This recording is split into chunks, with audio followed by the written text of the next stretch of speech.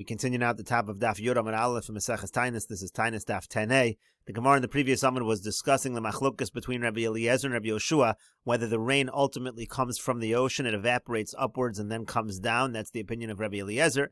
And Rabbi Yoshua says it comes from the Mayim Elyon and it comes from the upper waters. So the Gemara had a question from a pasuk which implied, and a statement from Rabbi Chanina, which implied that the water is in the depths. And so the Gemara answers that Rabbi Yoshua understands that as talking bivriyaso shalolam. That is talking about the creation of the world. Rashi over here says, bivriyaso shalolam ksiv. That pasuk is written by the briyas ha'olam, by the creation of the world. Shayakala olam shatuf b'mayim. At that time, the entire world was covered with water. It really was from the water of the deep. HaKadosh Baruch Hu kinsan b'makam echad, and HaKadosh Baruch Hu gathered. That's what the pasuk over there means. Kones kaned mehayom no sein bo tsaros tahomos. It means he gathered all the water into one place. Kemachnes mayim benot shenosnam bo tsaros techsiv nosen bo tsaros tahomos sham chol gvulo v'yotzer layam. So again, so he put like the sand as the border, and he created the oceans. That's according to Rabbi Yoshua. That's what that pasuk is referring to. And the Gemara continues. Tanu Rabban, and the rabbis taught, Eretz Yisrael nivris techilo v'chol ha'olam kulo nivra levasof. Eretz Yisrael was created first, and the rest of the world was created after. Shenamar, like the pasuk says, there's a pasuk in Mishlei, Ad lo asa eretz v'chutzos. So the idea over here is that first is Eretz Yisrael, and then is the chutzos, then is Eretz Yisrael. Eretz Yisrael mashka osa HaKadosh Baruch Hu bi'atzo, Eretz Yisrael, so HaKadosh Baruch Hu gives it rain directly. V'chol ha'olam kulo al yedei shliach. But for the rest of the world, the rain comes through a shliach, through a messenger. Shenamar, like the pasuk says, Hanosein matar al pnei aretz v'sholeach mayim al pnei chutzos. Again, this is a pasuk in Eov, but he directly gives the rain. But sholeach mayim, there's a messenger that gives the rain to the chutzos. Here again, referring to chutz la'aretz. Eretz Yisrael shosamei geshamim. Eretz Yisrael takes the direct rainwater. V'chol ha'olam kulo mitamses. The rest of the world gets the leftover rainwater. Shenamar, like the pasuk says, Hanosein matar al pnei aretz v'gomer. The same pasuk again. The direct rain goes to Eretz Yisrael, and the rest goes to chutz la'aretz. Eretz Yisrael shows that Tchila, Eretz Yisrael gets the water first. V'chol ha'olam kulo levasof, and the rest of the world gets it at the end. Shenever, like the pasuk says, same pasuk, Hanosein matar al pnei aretz v'gomer. Again, Eretz Yisrael is first, and the rest of the world is after. Mashal la'adam shemegabel es hagvina. We can compare this to a person who's kneading the cheese. Notel es ha'ochel u'minech es ha'psolas. After the cheese curdles, so you take the good parts and you leave the bad part. And the Gemara continues, Amar Mar, the master said, Mimaskin hein ba'avim. This was what Rabbi Eliezer said. He said, even though the water ultimately comes from the ocean, which is salt water, but it gets sweetened in the clouds. So the Gemara says, Minali, where does Rabbi Eliezer get this from? Gemara says, the Amar Rabbi Yitzchak bar Yosef, because Rabbi Yitzchak bar Yosef says, Amar Rabbi Yochanan, in the name of Rabbi Yochanan, Ksiv, there's one pasuk that says, Cheshchas mayim ove shechakim, means the darkness of the waters and the thick clouds. Uchsiv, and there's another pasuk that says, Chashras mayim ove shechakim. Instead of using the word cheshchas, it uses the word chashras, which means like a gathering of the water. So how do we put together these two psukim? The first pasuk is from Tehillim, the second pasuk is from Sefer Shmuel. And so the Gemara says, Shekol chav v'shadi arish. Take the chav from cheshchas and put it next to the reish, and therefore you get v'kari bei, and instead read chachsharas, which is like saying hechsher, like a preparation of the water. The idea being that the clouds prepare the water, they sweeten the water, so to speak, they remove the salt. And the Gemara continues, Rabbi Yoshua bahani kuroi my dorishbu. What does Rabbi Yoshua do with these psukim cheshchas mayim and chashras mayim? So savar lo ki hadachi yasser Rav Dimi Omar. So he holds that this pasuk means what Rav Dimi said when he came. He said Amri b'ma'arava. He said that they say in the west, that they say in Eretz Yisrael, Nehor anoni zi'irin moi. If the clouds are light, so then there's very little water. That's the idea of chashras mayim. So then there's a little bit of water. But chashoch anoni, meaning cheshchas mayim, when you have a situation where the clouds are dark, so then sagin moi, then there's a lot of water. And the Gemara continues, Keman ozla hadatanya. Who does the following brisa follow in terms of Rabbi Yoshua and Rabbi Eliezer? The brisa says, Mayim ho'el yonim, when it comes to the upper waters, b'mayim orheim teluyim, they are held up by the word of HaKadosh Baruch Hu, u'peirosein megeshamim, and their fruit is actually the rainwater. Rashi over here explains, b'mayim orheim teluyim, einon nachos al shum davar, they don't rest on anything. Ela mechunasos v'yomdos k'min brechu teluyos b'ma'amaro shel HaKadosh Baruch Hu. They're gathered as if they're a stream, and they're held up by the word of HaKadosh Baruch Hu. U'peirosein megeshamim, and their fruit is the rainwater. Rashi says, Misham lishna dekron nakar hachi. This is because of the pasuk. The pasuk uses this language. We're about to quote the pasuk in the Gemara. Misham dechsiv mipri Masechet ba'aretz uperoseim kilomar mazias hamayim mizeas hamayim she'in nechsarin klum. The idea over here is that water never depletes, even though it rains from that upper waters. The water in the upper waters never depletes. Kidechsiv peleg elokim molei mayim kol shah v'hakeren kayemis. The principle, so to speak, is always there. The principle meaning the main water. Uperosein megashamim, and it's as if the rainwater is like the fruit from that water.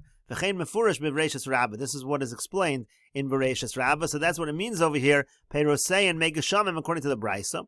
Shenemar, like the pasuk says, mipri Masechet tisbah haaretz.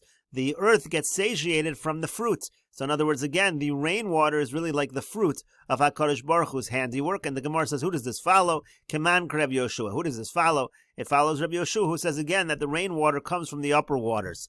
So the Gemara says for Rabbi Eliezer, and what does Rabbi Eliezer do with this brisa? This pasuk, rather, what does he do with the pasuk? The idea is that this pasuk means to say the handiwork of HaKadosh Baruch Hu. It's not talking about rainwater at all. It means to say from the handiwork of HaKadosh Baruch Hu, the earth is satiated. And the Gemara continues, Amar Rabbi Yoshua ben Levi. Rabbi Yoshua ben Levi says, Kol ha'olam kulo mitamsis Gan Eden hu shoseh. So the entire world, it drinks from what is left over from Gan Eden. Shenemar, like the pasuk says, V'nohar yotzei me'eden. There's a river that goes out from Eden. And Rashi over here explains, V'nohar yotzei me'eden kilomar simin l'davar sheGan Eden shoseh min hagashavim tchila. The idea over here is that Gan Eden gets from the rainwater first. It says that the river goes out from Eden in order to give water to the garden, and then only afterwards does it go to the rest of the world. And the Gemara continues, Tana, it was taught, mitamsis base core, from the leftover that's used for a field that's a base core, shows a tirkav, then you can give water for a tirkav. And Rashi over here explains, Tana mitamsis base core, klisha mashkin b'meima of base core. It means, let's say you have a vessel that you use it in order to water, in order to irrigate an area of a base core. So yechol lahashkos betamsiso shir zrias tirkav shu echad mishishim b'base core. From the leftover of that, you can use that to water an area that is 1/60th the size of a base core. V'achinami olam echad mishishim b'Gan Eden. The point of the Gemara here is that also the world is 1/60th the size of Gan Eden. V'dailo betamsis ha'anonim hamashkin es hagan. Therefore, the rest of the world can take the leftovers from the clouds that's used for Gan Eden. And the Gemara continues at the two dots. Tanu Rabbanan, the rabbis taught, Eretz Mitzrayim have a dalid meos parsa al dalid meos parsa. Eretz Mitzrayim is 400 parsa by 400 parsa. V'echad mishishim b'kush, and it's 1/60th the size of Kush. V'kush echad mishishim ba'olam, and Kush is 1/60th of the world. V'olam echad mishishim b'gan, and the world is 1/60th of the Gan, that's the garden by Gan Eden. V'gan echad mishishim la'Eden, and the Gan is 1/60th the size of Eden. V'Eden echad mishishim leGehenim, and Eden is 1/60th the size of Gehenim. Nimsa kol ha'olam kulo, it comes out that the entire world kekisoi kedera leGehenim is just like the covering of a pot for Gehenim. V'yesh Omer, and others say Gehenim ein lo shir, that Gehenim has no shir, it has no size. V'yesh Omer, and others say Eden ein lo shir, that Eden has no size. And the Gemara continues, Amar Rabbi Yoshia says, Mai dichsiv, what does the pasuk mean when it says, this is a pasuk in Yirmiyahu, Shochenes al mayim rabim rabos otzaros, it says it lies on great waters, has many storehouses. Pasuk means as follows, Migaram leBavel shiu otzrosea meleos bar. What causes Bavel? That Bavel's storehouses are full of grain. The reason is because Bavel lies on top of many waters. It's a swampy area. Amar Rav says, Asira Bavel is wealthy. The chitzda below mitra. Again, it's able to grow the crops without any rain. Amar Abaya says, Nikatinan tovani v'lo yovshani. We hold that it's better again for an area to be swampy, to have a lot of water, rather than to be dry. And the Gemara continues with the Mishnah, Begimel b'Marcheshvan, on the 3rd of Marcheshvan, Shoel and Hageshamim, that's when we begin to ask for rain. We say V'sein Talu Moter. Rabbi Gamliel says B'Shiva Bo, it's on the 7th of Marcheshvan, Tes Vav Yom Achar Achag, that is 15 days after Sukkot, Kadesh Yagia Achron Shabi Yisrael in Nahar Pras. That allows the last person who's traveling, in other words, a person who traveled for the regel, that person can reach Nahar Pras, that person can reach the Euphrates River. In other words, we don't want it to rain when people are still traveling. The Gemara says, Amar Rebbe Elazar says, Halacha Karabban Gamliel, the halacha is like Rabbi Gamliel again, it's on the 7th of Marcheshvan. Tanya, we learned in a brisa, Chananya says, Uvagol, if you're in the diaspora, at Shishim Bitkufa, so then it's going to be 60 days into the season, meaning 60 days after the autumn equinox, that's when we're going to say V'sein Talum Mater in the diaspora. Amar Rav Huna Bar Chia Amar Shmuel. Rav Huna Bar Chia says in the name of Shmuel, Halacha kechananya, the halacha is like Chananya. Gemara says, Ini, is that really true? V'bo minei mishmuel. But they asked Shmuel the following question: Me'emos midacharinan. When do we mention V'sein Talum Mater? And Amar Lu, and Shmuel said back to them, Mechima'ili tzivi leveitavos rishba. Rashi over here explains, Mechima'ili tzivi leveitavos rishba misha shemachnisim eitzim la'otzar. According to Rashi, means from the time that we bring the wood into the storehouses, l'tzorach yimos hageshamim, because of the rainy season. Shekena, you know, again, that's what they used to do. L'fisha yodin shezman geshamim hu. So they knew that it was going to rain misham ve'elach. V'lo hayechol lachto veitzim biyar. They knew it was no longer possible to be cutting wood in the forest. That's how Rashi explains this line. There are other explanations, but in any case, the Gemara here understands that that's a different time period. So how could you say that Shmuel says the halacha is like Chananya, that it's 60 days into the season, but here it seems to be this other date of when they bring in the wood? And so the Gemara says, Dil me'idi v'idi chad shiuru. It could be that both of those are the exact same measurement, it's the same time. Gemara says, Hibaylu, they had the following question, Yom shishim kelifnei shishim o kela'achar shishim. Is day 60, again 60 days into the season, so is the 60th day like before 60, meaning we don't say V'sein Talum Mater? Or is that already considered like after 60, meaning we start already on the 60th day to say V'sein Talum Mater? So the Gemara says, Tashma, coming here, a proof. Rav Amar Yom Shishim Kelachar Shishim. Rav says that it's like after 60, meaning we say V'sein Talum Mater.